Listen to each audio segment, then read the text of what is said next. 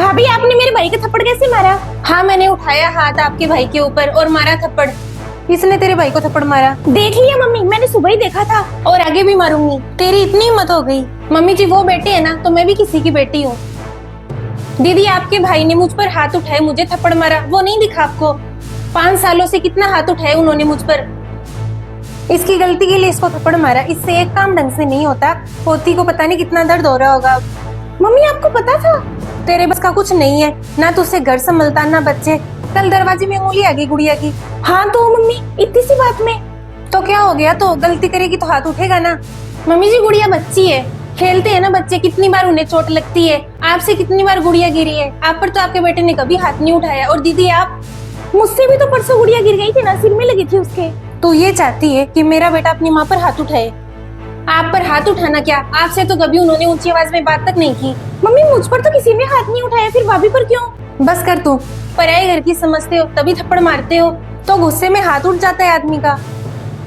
गुस्सा सिर्फ आपके बेटे को नहीं आता, मुझे भी आता है। और गुस्से में दीदी मेरा भी हाथ उठ गया। पति है वो तेरा, पति अपनी पत्नी पर हाथ उठा सकता है लेकिन पत्नी अपने पति पर हाथ नहीं उठा सकती। ये डूब कर मरने वाली बात हो गई, इससे शर्म की बात और क्या होगी? जब वो माँ पर हाथ नहीं उठा सकते तो बीवी पर हाथ कैसे उठा सकते हैं?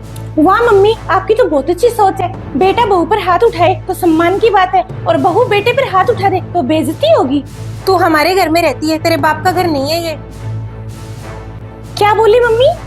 हमारे हिसाब से रहना पड़ेगा, समझी? दीदी गलती सारी मेरी है, करियर छोड़कर शादी कर ली, बच्चा भी कर लिया। मुझे पहले अपना करियर बनाना चाहिए था, उसके बाद मेरा खुद का अपना घर लेना चाहिए था, बाद में शादी के बारे में सोचना था। मम्मी मुझे लगता है भाभी आपको ही नहीं, दुनिया की हर लड़की को पहले अपना करियर बनाना चाहिए, सेटल होना चाहिए, अपना घर खरीदना चाहिए, उसके बाद उसे सोचना चाहिए भाभी कि उसे शादी करनी भी है या नहीं।